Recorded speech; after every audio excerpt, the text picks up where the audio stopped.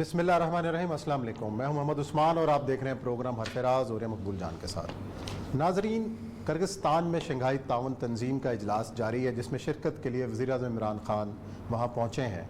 साथ ही साथ भारतीय वज़ीर आज़म नरेंद्र मोदी भी वहां पे हैं। हम आज इस प्रोग्राम में ये बात करेंगे कि क्या इन दोनों रहनुमाओं की मुलाकात का वहाँ कोई इम्कान है, और साथ ही साथ वहाँ पहुँचने पर रूसी मीडिया से गुफ्तगू की है वज़ीर आज़म इमरान खान ने, और उसमें बहुत अहम पॉलिसी स्टेटमेंट सामने आई है। वो पॉलिसी स्टेटमेंट ये सामने आई है कि मौजूदा हालात में जो पावर सेंटर्स हैं वो बदल रहे हैं, और पावर सेंटर्स बदल रहे हैं, और न्यू वर्ल्ड ऑर्डर के तहत जो है इलाकाई जो तामुन है वो फ़रोग़ पा रहा है। उनका वाज़ेह इशारा रूस और चीन की तरफ था। आज हम इस प्रोग्राम में इस बात का भी जायज़ा लेंगे कि क्या पाकिस्तान अमरीकी कैंप से निकलकर रूस और चीन के लोकल कैंप की तरफ जा रहा है, और साथ ही साथ वहाँ ऑलरेडी भारत मौजूद है। क्या भारत का इस तंजीम में मुस्तकबिल क्या होगा? ज़ाहिर है दो लोग एक साथ कैसे बैठ सकते थे, और साथ ही साथ क्या इन दोनों ममालिक के दरमियान ताल्लुकात को बेहतर बनाने की कोशिश हो रही है। और हम कोशिश करेंगे कि इस तमाम अमूर पर हम बात करें सेनेटर मुशाहिद हुसैन सैयद से, जो इन अमूर पर गहरी नज़र रखते हैं। और साथ ही साथ हम बात करेंगे कि जैसे गुज़श्ता रोज़ एक ऐलान हुआ कि तहकीकाती कमीशन तश्कील पाएगा कि 10 साल के कर्ज़े, आज हम इस पर बात करें कि 10 साल ही क्यों, 70 साल क्यों नहीं। लेकिन बढ़ते हैं अपने पहले सेगमेंट की जानिब, और ये सब शंघाई ताउन तंजीम। पहले तो थोड़ा सा इसका बैकग्राउंड बताएं कि इसके अंदर पाकिस्तान की शिरकत, और उसके बाद वज़ीर आज़म इमरान खान के बयान पर भी बात करेंगे जो उन्होंने इंटरव्यू आरटी को, रशियन टीवी को दिया और स्पुतनिक को दिया जो उनका, और उसमें बड़ा इंपॉर्टेंट जो बातें उनको निकात में आप जरा बयान करें, ताकि आने वाले वक्त में हमारी जो तरजीहात हैं वो किस तरफ जा रही हैं, हम कहाँ जा रहे हैं। सब पहली बात तो ये है कि ये सारे का सारा जो पावर सेंटर में उस वक्त हुआ है जब रशिया यहाँ से निकला। जिस वक्त रशिया यहाँ से 88 में निकला है, तो रशिया को अपने आप को संभालने में बहुत मुश्किल पेश आ रही थी, और जब मुश्किल पेश आ रही थी तो उस वक्त आपको याद होगा एक बहुत बड़ी शख्सियत वहाँ आई थी जिसने ग्लासनोस्ट और पेरेस्ट्राइका का दिया था, गोर्बाचोव। और गोर्बाचोव ने कहा था कि हमारे इर्द गिर्द हमने जो अपने ऊपर पाली हुई चीज़ें जो हमें बोझ बनी, उनको रियासतों को आज़ाद कर दिया जाए। तो 6 रियासतें जो थीं वो आज़ाद हुई थी, Kyrgyzstan, Kazakhstan, Tajikistan, Uzbekistan, Turkmenistan और आज़रबाईजान। बिल्कुल 92 में कोयटा में उनका फॉरेन मिनिस्टर्स का इजलास हुआ था। मैं उस वक्त डीसी को मसलूंग होता था, और एक हर आदमी को एक उन्होंने वज़ीर ख़ारजा के साथ लगाया था। मैं आज़रबाईजान के वज़ीर ख़ारजा के साथ उसके आप अंदाज़ा करें इकनॉमिक हालत ये थी इस पूरे मुल्कों की कि आज़रबाईजान का जो वज़ीर ख़ारजा था मेरे साथ कोयटा में शॉपिंग करने गया, तो अपनी बेटी के लिए कुछ वो ख़रीदना चाहता था, ज्वेलरी। तो उसको 150 रुपये की जो आर्टिफिशियल ज्वेलरी थी वो महंगी लग रही थी। तो कहते इतनी महंगी, शर्ट अपनी नहीं खरीद पा रहा था। और मैं अज़रबा तो डिप्लोमेटिक लेवल पे आप ऑफर नहीं कर सकते, दूसरे को बुरा लगता है, वरना मेरा जी चाह रहा था। फिर मैंने दुकानदार को कहीं कहा, मैंने कहा तुम उसको कहो कि तुम हमारे मेहमान हो, हम तुम्हें गिफ्ट देते हैं। तो वो इतना खुश हुआ। ये मतलब इकोनॉमिक कंडीशन थी उस वक्त इन पूरे मुल्कों। 92 के अंदर ईरान भी था, उसके अंदर वहाँ उन्होंने बनाई थी ECO, इकोनॉमिक कॉर्पोरेशन ऑर्गेनाइजेशन, जिसके अंदर मैं रहा हूँ ईरान के अंदर। आप अंदाजा करें कि ये 10 मुल्क थे। अफगानिस्तान था, उसके बाद अफगानिस्तान में उस वक्त हुकूमत आ चुकी हुई थी मिली जुली जो मुजद्ददी वाली। जी। ईरान था, और बाकी 6 ये मुल्क थे, और पाकिस्तान और तुर्की था। तो उसमें उन्होंने कहा था कि हम 5 साल के अंदर इन सारे के सारे मुल्कों को आपस में जोड़ देंगे, और हमारी एक रोड जाएगी, पाकिस्तान से चलेगी, अफगानिस्तान से होते हुए ट्रेन जाएगी, और वो दुशंबे जाएगी, वो अपना आस्ताना जाएगी, और सारी जगहों पे होती हुई आखिर बाकू तक पहुँचेगी। और काम भी शुरू हो गया था। लेकिन चूंकि अमेरिका ने उनको बैठाया था, तो अमेरिका को ये बहुत तकलीफ हो रही थी कि ये इतना बड़ा ब्लॉक बन जाएगा तो ये मसला हो जाएगा। ये जो अब हो रहा है ना, बेसिकली अमेरिका की अपनी जो है ना हमाकतों की वजह से सब कुछ बन रहा है। 96 में 4 साल, जब ये 5 साल में 4 साल में कुछ ना हुआ, अफगानिस्तान में भी गंद हो गया, ईरान को भी सैंक्शन, तो उन्होंने एक कोर ग्रुप बनाया जिसमें रशिया के अलावा इसमें कजाकिस्तान, किर्गिस्तान, ताजिकिस्तान, उज़्बेकिस्तान और चाइना, ये चाइना के साथ साथ इलाका है, ये पुरानी सिल्क रोड का भी इलाका इसको कहा जाता है। इनका कोर ग्रुप बनाया, और इन कोर ग्रुपों ने अपने एक ऑर्गेनाइजेशन जो है बिल्ड की, और 15 जून 2001 को शंघाई में ये बाकायदा इसका ऐलान हो गया कि हम शंघाई कॉरपोरेशन ऑर्गेनाइजेशन जो है वो बना रहे हैं, और उसके अंदर रशिया को डाल दिया।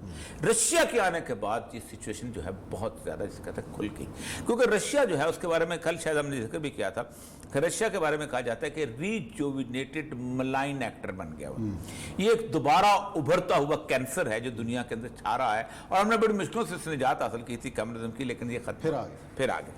उस रीजुविनेट करने से उसके अंदर आहिस्ता आहिस्ता उससे एक तो बात, दो चीज़ें थी कि रशिया के बारे में कहा जाता है कि दुनिया का वाहिद मुल्क है जो एनर्जी सरप्लस है, जिसके पास इतना तेल है कि दुनिया को बेचे तो तब भी उसको दुनिया की जरूरियात पूरी कर सकते, इतनी गैस है कि दुनिया को देते सब कुछ। फिर उसके साथ चाइना आ गया कि इसके पास रेयर मेटल्स मौजूद हैं, ये वो चीज़ है रॉ मटेरियल। बाकी इंडस्ट्री की तो बात की बात। दूसरी चीज़ ये है कि रिसेंटली टेक्नोलॉजी जो है उनकी रशिया की इतनी ज़्यादा डेवलप हो गई है, खसूसन उसकी जो टेक्नोलॉजी जो है अपना हेलीकॉप्टर्स की, जिसको वो जो मशहूर जिनके 2 हेलीकॉप्टर हैं जिनके अभी पाकिस्तान डील कर रहा है, सूखी SU-35 और MI-35M जो MI-35M, ये 2 हेलीकॉप्टर जो रूस की टेक्नोलॉजी का है बहुत ज़्यादा, यानी अपाची से भी ज़्यादा उनकी कैफियत है। इमरान खान साहब आप जब गए हैं, इससे पहले आपको याद होगा कि रशिया में कौन जाता रहा है? पाकिस्तान के आर्मी चीफ जाता है। एक और चीज़ जिसको हम लोग इग्नोर कर देते हैं, पाकिस्तान का चीफ जस्टिस जाते रहे। हाँ बिल्कुल गए, कुछ तल्लक है, अभी गए, कुछ तल्लक है, इससे पहले वाला भी गया था। मतलब ना हमारा जुडिशियल सिस्टम रूस का, ना हमने कोई एंग्लो सैक्सन लॉ, वहां एक कानून का एक कॉमा भी हमने रूस से नहीं लिया हुआ। लेकिन तल्लुकात इस्तवार हो रहे हैं ना। अब सैयद साहब हमारे साथ टेलीफोन लाइन पर ज्वाइन किए हुए हैं। अस्सलाम वालेकुम मुशाहिद साहब। अस्सलाम वालेकुम जी, और ये सब आपको बड़ा उम्र मुबारक हो। और मेहरबानी, शुक्रिया। अल्लाह करे उम्र पे जाएं और ये सब दोबारा। अच्छा अपना मुशाहिद साहब, आप सवाल ये है कि वज़ीर आज़म इमरान खान ने ये कहा है कि जी बदलते वक्त के साथ पावर सेंटर्स जो हैं वो तब्दील हो रहे हैं, और ख़ास तौर पर जो चाइना के साथ CPEC के बाद हमारे मुफादात जो हैं वो चाइना के साथ जुड़े, और इस तरीके से हम रूस के साथ भी अपने तल्लुकात को दोबारा बेहतर तरीके से इस्तवार कर रहे हैं। तो क्या ये वाज़ेह इशारा हम समझे इसको कि हम अमरीकी कैंप से निकल कर इस कैंप की तरफ आ रहे हैं, और अगर हम अमरीकी कैंप से निकलते हैं पूरी तरीके से तो हमें उसकी क्या कीमत चुकानी पड़ सकती है?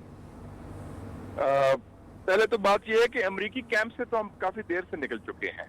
अच्छा। वो हम पर एतमाद नहीं करते, हम उन पर एतमाद नहीं करते। और मजे की बात है, आपने अभी सवाल किया, मैं 1 घंटा पहले पार्लियामेंट में था, पार्लियामेंट्री कमेटी ऑन CPEC की मीटिंग थी, तो मैं CPEC पर ही गुफ्तगू ब्रीफिंग दे रहा था। ये बिल्कुल सही बात की प्राइम मिनिस्टर ने, क्योंकि नए हालात आ गए हैं, नए हकायक आ गए हैं। मगरब हो, अमेरिका हो, यूरोप हो, वो जवाल पजीर है इस वक्त, वहाँ डिक्लाइन आया है। और इस वक्त जो इक़्तिदार है या कुव्वत है या पावर है, वो मुंतकिल हो रही है मगरब से मशरक की तरफ। इकबाल ने फरमाया था ना, अल्लामा इकबाल ने, कि देख उभरते हुए सूरज को देख, वो वही सूरज आप नजर आ रहा है आपको। एक एशियन सेंचुरी है 21वीं सदी, और उसमें पावर सेंटर्स हैं चाइना और रशिया भी, मेजॉरिटी ऑफ रशिया वो भी एशिया में है। तो चीन से तो हमारी खास कुर्बत है, दोस्ती है, यारी है। रूस के साथ अलबत्ता कुछ पंजाबी में कहते हैं चाका था, अब वो चाका भी शुक्र लग गया है, क्योंकि अब शंघाई कोऑपरेशन ऑर्गेनाइजेशन ही मेंबर है, क्योंकि सार्क तो फेल हो गया है, वो तो मुर्दा तंजीम बन गई है। उसका मुतबादल ये है, तो ये मुस्तकबिल हमारा अच्छा रोशन है, खास तौर पे एशिया के हवाले से, हमारी अपनी अहमियत के हवाले से, और चीन और रूस के ताल्लुकात के हवाले से। अच्छा मुशाहिद साहब, 2 चीजें इंपॉर्टेंट इसमें, 2 ट्रेडिशनल राइवल जो हैं इसके अंदर हैं, 2017 में एंटर हुए हैं, एक पाकिस्तान और दूसरा भारत। और दूसरा ट्रेडिशनल राइवल जो है, अगरचे कि तुर्की को जो उन्होंने अभी तक उसमें रखा हुआ है डायलॉग पार्टनर के तौर पर, लेकिन उसके बावजूद भी तुर्की को उन्होंने वो जो था ना चेयरमैन बनाया था एनर्जी ग्रुप SCO का, ये और रशिया और तुर्की का पुरानी जंग है, बाल्कॉन्स के जमाने की, जो रोंदे समरना दे बाल ते देंदे दुहाइयां वाली जो बात है ना, तो उस जमाने की चली आ रही है। ये अब कैसे कोएग्जिस्ट करेंगे इस सारे सेटअप में? देखें जी, एक जैसे दुनिया में तब्दीली आई है, तुर्की में भी तब्दीली आई है। तुर्की में अब वो मगरब ज़दा एलीट जो थी, जो ज्यादातर उनकी डोमिनेट करती थी पुरानी एस्टेब्लिशमेंट, अब वो पीछे हट गई है। तैयब रजब एर्दोगान के बाद उन्होंने तुर्की को पिछले 17 साल में एक नई डायरेक्शन दी है, और वो डायरेक्शन मुल्क के अंदर भी दी है, खारजा पॉलिसी में भी दी है, और खास तौर पे जो तुर्की के ताल्लुकात रूस के साथ है, اور جس طرح ترکی کی لڑائی ہوگی یہ نیٹو کا ممبر ہو کے کہ انہوں نے کہا کہ ہم روس سے S-400 جو میزائل ہیں وہ لینے کو تیار ہیں، ٹھیک ہے، جو امریکہ نے ناپسند کیا اور امریکہ کا انہوں نے مسترد کر دیا جو مخالفت. اعتراض سے تو ٹھیک اب ہے، ترکی ہو یا دوسرے ملک بھی ہوں وہ دیکھ رہے ہیں کہ ہوا کا رخ طرف ہے اور وہ اب رخ واشنگٹن، لندن، برسل، پیرس سے ایشیا کی طرف منتقل ہوا ہے، خاص طور پہ چین اور روس کی طرف. تو وہ روایتی سوچ اب ختم ہو گئی ہے. اچھا جیسا آپ کو یاد ہوگا آگے. یہ آپ کو یاد ہوگا کہ جس وقت سٹیل مل کراچی کی بن رہی تھی تو کراچی کی بازاروں میں بہت سارے رشینز نظر آ رہے تھے اور کارلی بھٹو نیا اس وقت حکومت آئی تھی اور ہم سمجھتے تھے ایک بڑا چل رہا تھا کہ ہمیں رشیا کی گود میں ڈالا جا رہا ہے اور پھر اس کا انہوں نے سٹیل مل بنائی بھی. عمران خان نے ابھی بات کی ہے کہ ملیشین انویسٹمنٹس بہت زیادہ آ رہے ہیں. ایک تو سب سے بڑی بات ہے کہ پاکستان کا سارا جو آپ کا موبائل کا سیکٹر ہے وہ تو روس آلریڈی لے چکا ہوا ہے، ان کی انویسٹمنٹ آ چکی ہوئی. کہاں پر روس آ جائے گا اس سارے معاملے کے اندر، کیونکہ روس کے جو سرمایہ دار ہیں ان کو پیسہ تو ان کے پاس بہت ہے. دیکھیں جی روس کے سرمایہ دار، میں پچھلے دنوں سائپرس گیا تھا، پچھلے دنوں میں دیکھا دبئی میں، ہر جگہ وہ پیسہ لگانے کو تیار ہیں. ٹھیک ہے، لیکن پاکستان میں کوئی ہچکچاہٹ، جیسے میں نے کہا نا کہ تھوڑا سا رکاوٹ تھی. اب وہ ذہنی طور پر رکاوٹ تھی کہ ہم روس کو دیکھتے تھے کولڈ وار کے زاویے سے، روس ہمارا دشمن ہے، روس بنا ہے. بھی امریکہ جو تھا وہ ہندوستان کے خلاف تھا کولڈ وار میں. ہندوستان اب تک دمسلہ بن گیا ہے. ہم نے روس کے ساتھ اس طرح تعلقات استوار نہیں کیے جس طرح کرنے چاہیے، حالانکہ ہماری روس کے ساتھ کوئی لڑائی نہیں، ہمارا کوئی بنیادی اختلاف بھی نہیں مفادات کے حوالے سے، مقاصد کے حوالے سے. پوٹن پاکستان آنا بھی چاہتا ہے. میں بھی ماسکو گیا ہوتا پچھلے دنوں میں، انہوں نے خود خواہش ظاہر کی. میرے خیال میں سب سے امپورٹنٹ روس کا رول ہو سکتا ہے انرجی میں، توانائی میں اور پائپ لائن پہ، وہ اس حوالے سے ہو سکتا ہے. دوسرا ہو سکتا ہے سرمایہ کاری اور ہیوی انڈسٹری. آپ کا اسٹیل میں اتنا زبردست پروجیکٹ بھٹو صاحب نے لگایا تھا، ہیوی انڈسٹری بنیاد ہوتی ہے، ایک ادھر لگایا تھا اور ایک انہوں نے مصر میں لگایا تھا. تو اب دیکھیں اب اس کے حوالے سے ہم نے اس کو فائدہ نہیں اٹھایا. تو روس کے ساتھ ہم باقاعدہ ایک پیکیج تیار کریں. میں نے سنا ہے پرائم منسٹر کی میٹنگ ہونی ہے پوٹن کے ساتھ، میٹنگ میں وہ فیصلہ کریں، ان کو دعوت دیں پاکستان آنے کی، اور 3-4 بڑے پروجیکٹس ہیں ٹھک ان کو آگے لے کے چلیں، جس میں توانائی بھی ہو، جس میں انرجی بھی ہو اور جس میں اسٹریٹجک ڈائلاگ ہو. اور اس وقت سب سے بیسٹ فرینڈ پوٹن کا شی جن پنگ ہے اور شی جن پنگ پاکستان کا بھی بیسٹ فرینڈ ہے. تو ہمیں جو چائنا کا فیکٹر ہے اس کو ہم لیوریج کریں روس کے ساتھ یاری دوستی بنانے میں. اچھا آخری سوال سر بڑا امپورٹنٹ ہے کہ پاکستان بھی وہاں پر موجود ہے، 2017 سے انڈیا بھی وہاں پر موجود ہے دونوں.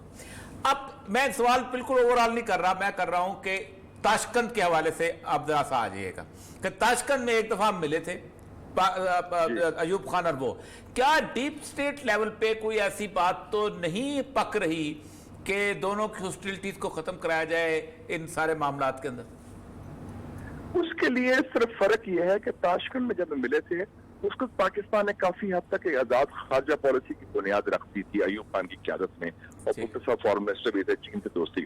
اس وقت جو ہندوستان ہے وہ امریکن کیمپ میں گھسا ہوا ہے اور امریکہ کا رول ادا کر رہا ہے چین کی مخالفت میں. تو ابھی ہندوستان کے پاس وہ اتنی آزادی نہیں کہ وہ اتنے بڑے اسٹیپس لے چکے. ایک وجہ جو روس ہم سے یاری دوستی لگا رہا ہے وہ ہندوستان سے ناراض ہے. وہ سمجھتے ہیں کہ مودی کا ہمارا یار تھا، ہم نے اس کی بڑی مدد بھی کی اور مودی نے ہمیں بیٹرے کیا اور ٹوٹلی امریکن کیمپ میں چلا گیا. تو اس جی ابھی ہاں جی تو ہمارا زیادہ اس کے کارڈز ہے. تو میرا نہیں خیال کہ مودی بہت وہ انڈیپینڈنٹلی ایکٹ کر سکتا ہے. چین کو اپنا حریف سمجھتا ہے اور تھوڑی سی روس کے ساتھ بھی ان کی قربت کم ہوئی. اچھا مشاہد صاحب، ایک سوال جو میں نے کیا تھا کہ امریکہ کے ساتھ ہم ایک عرصہ دراز تک ہم لائے رہے ہیں، اس کے ساتھ دہشت گردی کے خلاف بڑی لمبی جنگ ہم نے لڑی ہے. کیا اگر ہم اس کیمپ پہ جاتے ہیں امریکہ ہمارے ساتھ کیا کرنے والا ہے؟ دیکھیں جی ایک چیز واضح ہو جائے، دہشت گردی کی جنگ ہم نے خود لڑی ہے، اپنے وسائل کے ساتھ لڑی ہے، اپنے ریزن کے لیے لڑی ہے، اور ہم واحد مسلمان ملک ہیں جو کامیاب جنگ لڑی ہے. اس میں ہماری مسلح افواج کو پورا کریڈٹ جاتا ہے. اس میں امریکہ نے ہماری کو مدد نہیں کی. اس وقت امریکہ کو نظریہ ضرورت کے تحت ہماری ضرورت ہے افغانستان میں امن کے لیے، کیونکہ ان کی ساری پالیسی ناکام ہو چکی ہے. لیکن امریکہ ہمیں بنیادی طور پر ٹرسٹ نہیں کرتا. وہ کہتا ہے پاکستانیوں کو، اور ہم بھی ان کو ٹرسٹ نہیں کرتے کیونکہ وہ انڈین کیمپ میں جتنا آگے جا چکا ہے. تو امریکہ آپ کو کچھ نہیں بگاڑ سکتا.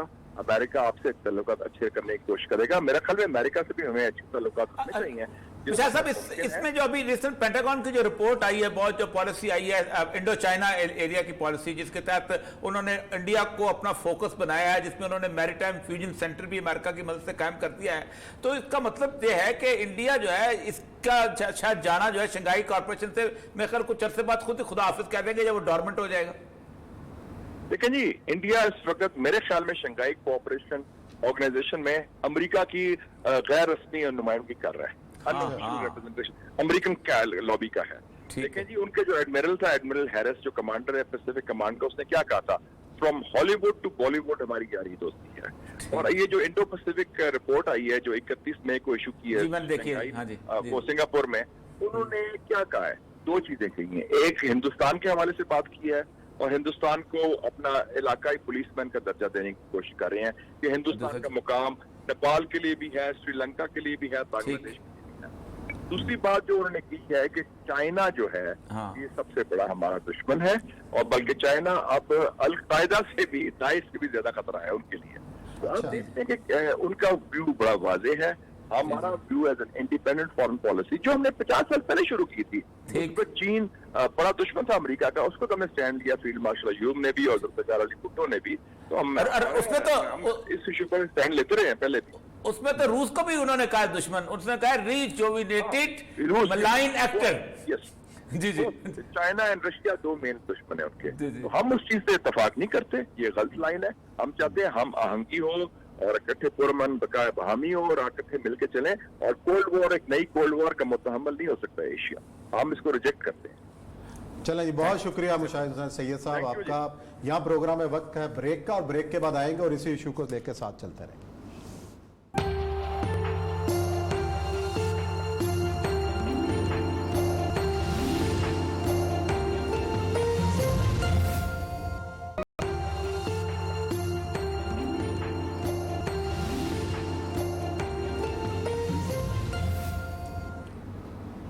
जी नाज़रीन, प्रोग्राम में खुश आमदीद। हम बात कर रहे थे सेनेटर मुशाहिद हुसैन सैयद से, और उन्होंने बड़ी इंपॉर्टेंट बातें की, और ख़ास तौर पे जो एक लफ्ज़ उन्होंने इस्तेमाल किया कि भारत अमेरिका का नुमाइंदा बनकर उस कॉन्फ्रेंस में शरीक है और इस खित्ते में तनहा हो गया है, अमेरिका भी और भारत भी।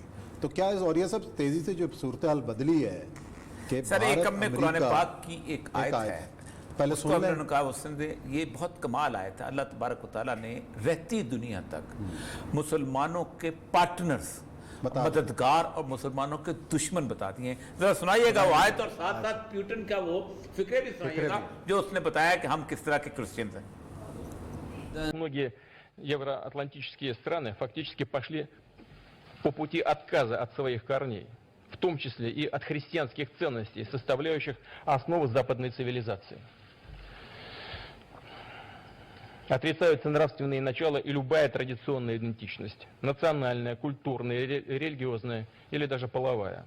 Проводится политика, ставящая на один уровень многодетную семью и однополое партнерство, веру в Бога или веру в сатану.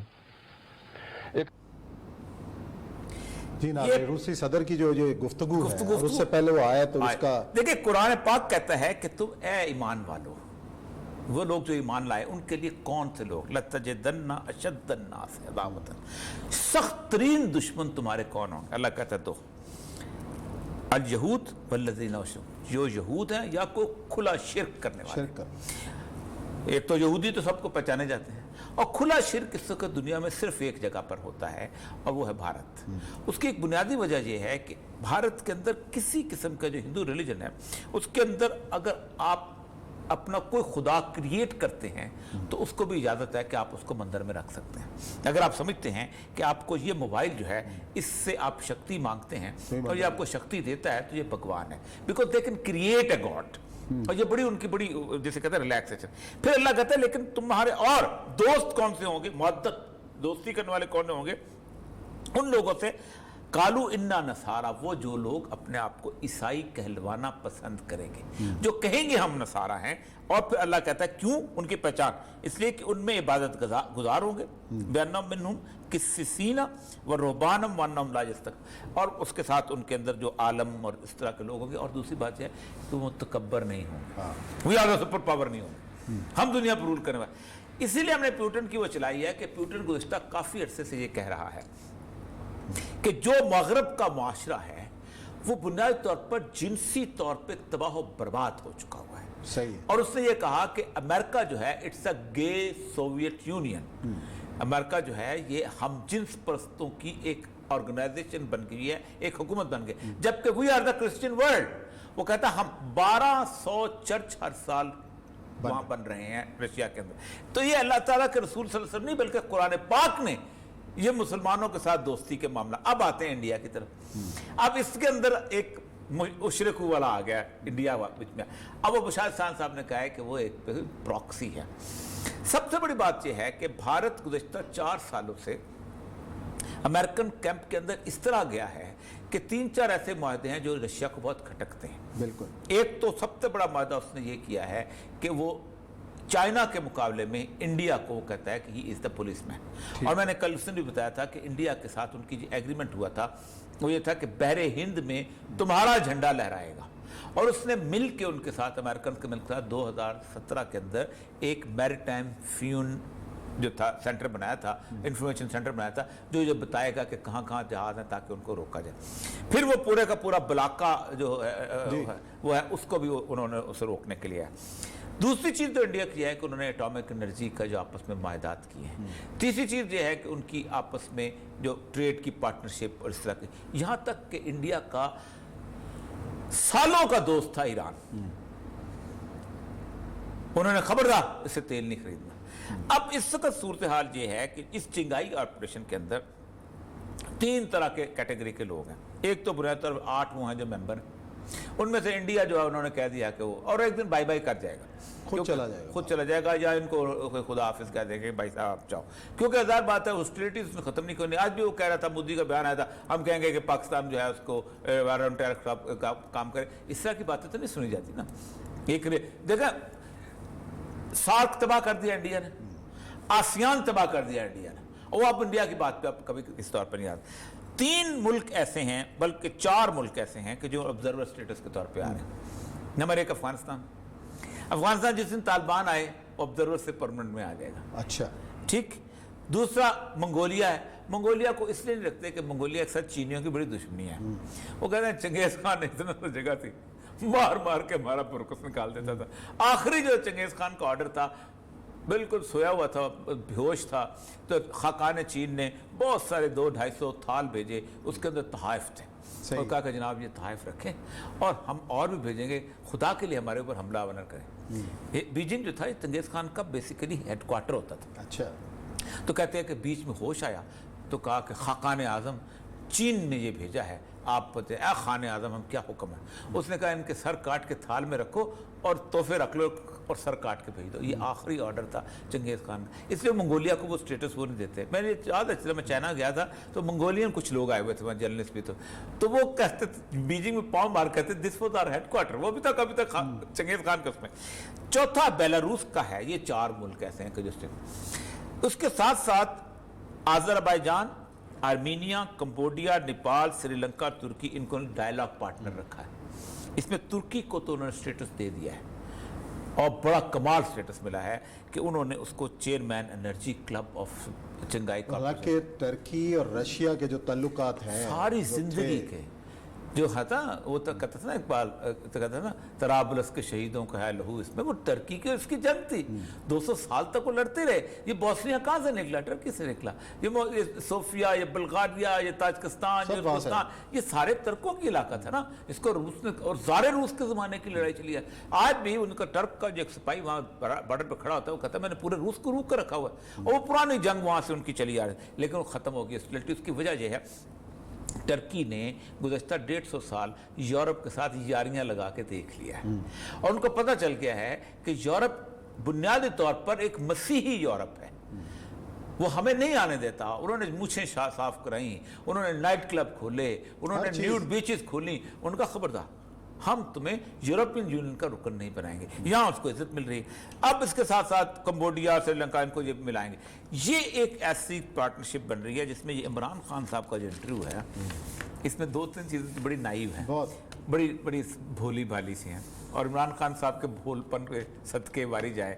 اس نے کہا جی آپ کون سے وہ اپنا اسلحہ خریدیں گے, آپ چاہتے ہیں وہ میزائل بھی خریدیں. اس نے کہا فوج ترکی نے خریدے ہیں. ہاں اس نے کہا جی ایک تو دوسرا نے کہا فوج میں پتہ ہے, مطلب مجھے ان سے پوچھ لے ان کو زیادہ, اور بات ہے ملٹری کو ہی پتہ ہوتا ہے بیسیکلی. لیکن دوسرا جو اس نے اس کے اندر جو سب سے عام ترین چیز اس نے عمران خان نے جو کہی ہے, وہ کہتا ہے کہ ہم کولڈ وار کے زمانے کے اندر ہم جو تھے امریکہ کے ساتھ تھے, اور اب کولڈ وار ختم ہو چکی ہوئی ہے, اور اب ہم سمجھتے ہیں کہ روس کے ساتھ ہماری دوستی ہونی چاہیے. میں آپ کو بتاؤں کہ 1947 میں جو روس کا انویٹیشن آیا تھا لیاقت علی خان کو, اور لیاقت علی خان جب ریجیکٹ کر کے اس کو امریکہ چلا گیا تھا, آج 70 سال کے بعد وہ ریورٹ بیک ہو رہا ہے.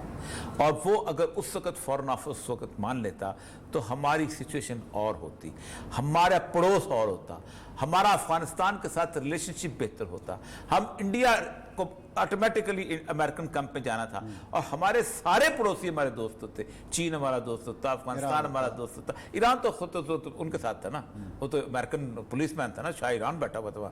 لیکن اس کے باوجود بھی ایران تو بنا ہے مصدق کی گورنمنٹ کے بعد, ہمارے انفلوئنس کی وجہ سے مصدق کی گورنمنٹ سٹیبل ہو جاتی, شاہ ایران واپس نہ آتا ہو سکتا. صحیح.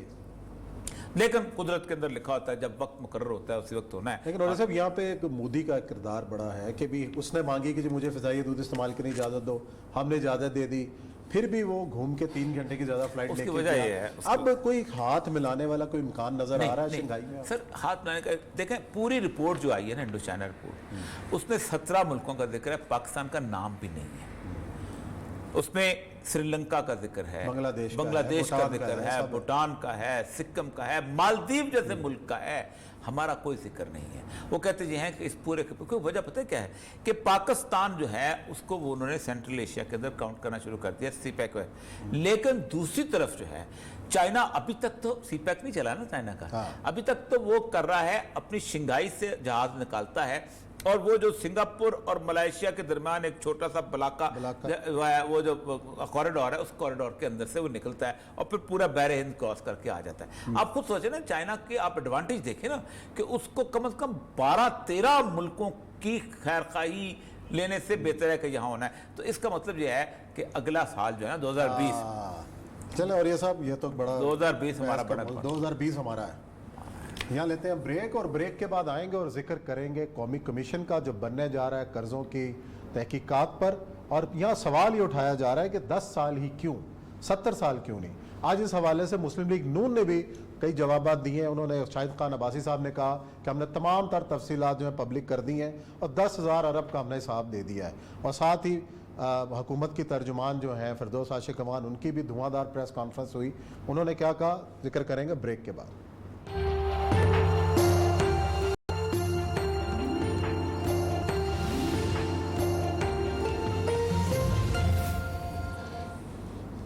جی ناظرین, پروگرام میں خوش آمدید. ہم بات کر رہے تھے کہ گزشتہ 10 سال کے قرضوں پر قومی کمیشن قائم کرنے کے اعلان کے بعد حکومت اور اپوزیشن کے درمیان ایک لفظی جنگ شروع ہو گئی. آج نون لیگ کی قیادت نے بھی پریس کانفرنس کی, جس کے جواب میں حکومتی ٹیم نے بھی ان کے جوابات دیے. تو یہ تمام چیز کا ایک سوال ہی اٹھ رہا ہے, ایک اور نئی بحث ساتھ ساتھ جاری ہے کہ یہ 10 سال کا ہی, اور یہ سب حساب کیوں؟ 70 سال کا حساب مانگو, اگر پورا مانگنا ہے تو ذمہ داروں کے خلاف کارروائی کرو. دیکھیں 70 سال کا حساب اگر دیں گے تو بڑا اچھا ہوگا. عمران خان صاحب کو چاہیے کہ دے دیں.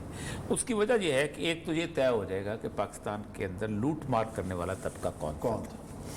اور آپ سچی بات بتاؤں, اس کے لیے اور کہیں جانے کی نہیں. ارشد حسین صاحب جو بھی ہم ان سے اختلاف کریں, ان کی کتاب میں کافی حوالے ہیں. ان کی کتاب جو ہے نا گورننگ دا انگورنیبل, ان کے اندر انہوں نے باقاعدہ 40 سال اور 30 سال میں دنیا کو, پاکستان کو تقسیم کیا. اور وہ کہتے ہیں کہ 40 سال وہ تھے اس کے اندر پاکستان جو تھا دنیا کی ہر معاشی سطح پہ ریپرزینٹ ہوتا تھا. ہم نے خود یاد اچھی طرح کہ ہم اکانومکس پڑھتے تھے تو ڈیولپمنٹ اکنامکس کی دنیا کی کوئی ٹیکسٹ بک ایسی نہیں ہوتی تھی جس کے اندر پاکستان کا case as a development case نہیں ہوتا تھا. ELBS کی آج پرانی کتابیں اٹھا لیں تو پاکستان کے گرین ریولوشن کو ڈسکس کیا جاتا تھا اور انڈسٹریل ریولوشن کو کیا جاتا تھا. اور یہ 1947 سے محنت ہوئی تھی. آپ یاد پک ایک ادارہ ہوتا تھا, وہ بنایا گیا تھا. پھر اس کے بعد انڈسٹریل ڈیولپمنٹ کارپوریشن بنائی گئی تھی. پھر اس کے بعد پرائیویٹ سیکٹر ایکٹ. اس کا تباہ و بربادی کا جو بنیاد رکھی تھی وہ ذوالفقار علی بھٹو نے جب نیشنلائزیشن آئی تھی, اور اس کے اندر جو مبشر حسن جیسے لوگ, شیخ रशीद जैसे लोग, आपको याद होगा कुछ ज़माने के अंदर एक आ गया था जेनेरिक नेम की दवाइयों का चक्कर आ गया था और ये पूरे का पूरा सिस्टम तबाह हो गया था। पाकिस्तान का बिजनेसमैन भाग भूग के पता नहीं कहाँ चला गया था। बाद में भुट्टो को होश आया तो उस वक्त पानी जो था बहुत गुजर चुका था। लेकिन भुट्टो के दौर तक भी पाकिस्तान ने कर्जा बहुत कम लिया था। उसके बाद ज़ियाउल हक के दौर में भी पाकिस्तान ने कर्जा बहुत कम लिया था। आप अगर गिने ना तो मिलियंस के, आप $1 अरब डॉलर भी कर्जा नहीं था यूब खान के ज़माने तक। लेकिन ये कर्जे के जो रवाज पड़ा है ये ज़ियाउल हक के बाद पड़ा है। बेनज़ीर दौर, उसके बाद नवाज दौर, फिर बेनज़ीर, फिर नवाज। उसमें सिर्फ 10 साल नहीं पीछे चले जाना चाहिए। मुशर्रफ को भी डालें और बेनज़ीर और नवाज शरीफ के पुराने दौर को भी डालें। और मुशर्रफ दौर में भी हमने कर्जा कम लिया है। उसकी 2-3 वजूहात होती हैं। एक तो ये होता है कि ब्यूरोक्रेसी जो है किसी ना किसी हद तक फौज के साथ मलाइन आप मिलती है तो एक डिसिप्लिन ज़रूर रहता है। और आज की जो खबर है, ब्यूरोक्रेसी की जो खबर है, जो मैं कल आपको बताना चाह रहा था और आप नहीं बता रहे थे वो खबर ये है कि इमरान खान साहब ने ऐसे तकरीर नहीं की। अच्छा, 10 साल का हिसाब करो इसकी बैकग्राउंड। 112 प्रोजेक्ट ऐसे हैं जो ब्यूरोक्रेसी ने निकाल के दिए हैं कि ये 2 नंबर प्रोजेक्ट हैं जिस पे कर्जा लिया गया है। अच्छा, ये है खबर, बुनियादी खबर। 112 प्रोजेक्ट हैं जिस पे 2 नंबर। कोई कर्जा आप डायरेक्ट आपकी जेब में तो कोई नहीं डालता ना, मंसूबों पे लगेगा ना, मंसूबों के लिए मांगा जाएगा। मंसूबा आपको ये बता दिया गया कि हमने कर्जा लेना किस बात पे, creation of awareness against AIDS. ठीक है, ठीक है। अब आपने उसके अंदर तकरीबन को $2 मिलियन ले लिए और आपने वहां एनजीओ बनाई, 4 एनजीओ बनाई, उनको पैसे दिए। उन्होंने कहा जी हमने इतनी वर्कशॉपें कराई, इतने पंफलेट छापे लगाए, इतने पंफलेट बनाए और आपने वो 2 मिलियन, वो छोटा छोटा होता, वो बड़ा नहीं होता, छोटा कर्जा, वो छोटे वो। अच्छा, इसी तरह आपने कुछ इस तरह के और एनवायरनमेंट के कर्जे ले लिए। ऐसे जो सबसे बड़ा स्कैम हुआ था आपको याद होगा जिसमें जरदारी पहली दफा पकड़ा गया था, वो एनवायरमेंटल स्कैम हुआ था जी, जब वज़ीर माहौलियात थे जिस वक्त ये, और वो उनके साथ एक मोहतरमा होती थी नीलूफर, पता नहीं क्या नाम था, हफीज, वो खास उनके अपना वो थी, वो उनको आजकल तो खैर माशाल्लाह बहुत ज़बरदस्त किस्म की ब्यूरोक्रेट बन गई, लेकिन वो उस वक्त मेन लिंच पिन होते थे। तो कोयटा, मैं चागी में रहा हूँ, तफ्तान से लेके कोयटा तक वो चागी का एक ही डिस्ट्रिक्ट है, कुछ 400-450 मील का इलाका बनता है। तो उसमें उन्होंने खड्डे खोदे थे और कहा था दरख्त लगाए गए हैं और उनको रोज इतने बाउजर पानी देते थे और वो बाउजर जो पानी, फिर उसके बाद कहा कि जहाँ इतना सख्त मौसम आया कि दरख्त सारे जल गए तो सिर्फ खड्डे दरख्त लगे ही नहीं, दरख्त लगे नहीं। अच्छा, तो वो खड्डे मौजूद थे। दरख्त तो 1 अरब लगा भी है हमारे।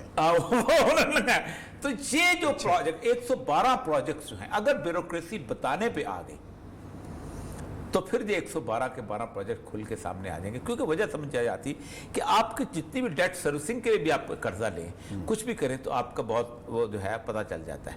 मतलब आज मैं डिस्कस कर रहा था नीलम जेलन प्रोजेक्ट जो हमारे दोस्त थे, कॉटन जनरल रहे हैं पाकिस्तान के ताहिर साहब, अच्छा। वो वहाँ पर पोस्टेड होते थे और वो पोस्ट वहाँ पर होते थे और वो वहाँ पर उनको निकाल दिया था क्योंकि उन्होंने एक, ये किस दौर की बात कर रहे हैं? ये 2010-2011 के बाद। तो अच्छा। उस समय अब हुआ ये था कि उन्होंने वहां पर, आप अंदाजा करें कि एक जर्नैल साहब जो थे वो 20 ग्रेड की पोस्ट में लगे हुए थे, वो जनरल। अच्छा, उनको हटा के उनको लगा दिया? नहीं, वो लगे हुए थे, वो अंडर लगे। अच्छा, इनके अंडर थे। इन्होंने कुवैत फंड जाके साइन वाइन किया था वहां पर, अच्छा। जाके ही was the man from the accounts over there. तो वो उस प्रोजेक्ट के अंदर सबसे बड़ी बात ये थी कि उन्होंने एक मशीनरी मंगवाई थी उसको टनल को खुदाई के लिए, और वो मशीनरी से पहले ही टनल जो थी ना खुद चुकी थी, थोड़ी सी रह गई थी, तो वो आ गई थी आखिर में उसको करके। और वो मशीनरी लगाने की जरूरत नहीं पड़ती थी उसको खत्म कर देना, लेकिन चूंकि किक बैक लिए जा चुके होते हैं और बहुत सारी चीजें। मशीनरी की मालियत भी कई अरब रुपए। जी, वो मैं उनसे कहा था तशरीफ लाएं, वो आएंगे इंशाल्लाह, वो लॉ प्रैक्टिस करते हैं, 7th कॉमन के हैं, बड़ा मजेदार आदमी।